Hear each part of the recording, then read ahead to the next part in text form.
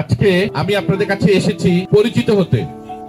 আমি আমার বাবার মৃত্যুর পরে আমি চেষ্টা করছি আপনাদের পাশে থাকতে। আপনাদের কাছে এসেছি আজকে দেশ নেত্রী বেগম খালেদা জিয়া এবং আমাদের ভারপ্রাপ্ত চেয়ারম্যান জনাব তারেক রহমানের বার্তা পৌঁছে দিতে, সেই সাথে আমার মরহুম পিতা ব্রিগেডিয়ার অবসরতা হান্নান শাহর কিছু শব্দের কথা বলতে। আমি প্রথমে আসি শহীদ রাষ্ট্রপতি জিয়া রহমানের কথা দিয়ে।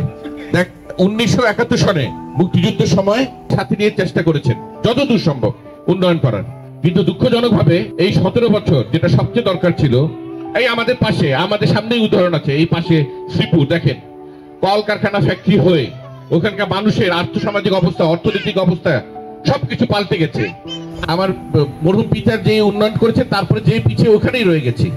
আমি আপনাদেরকে ওয়াদা করতে চাই, আপনাদেরকে প্রতিজ্ঞাবদ্ধ আমি, আমাকে যদি আপনারা সংসদে পাঠান, আমি পরিবেশ বান্ধব কলকারখানা গড়ে ওঠার জন্য যা যা করার আমি তা করব।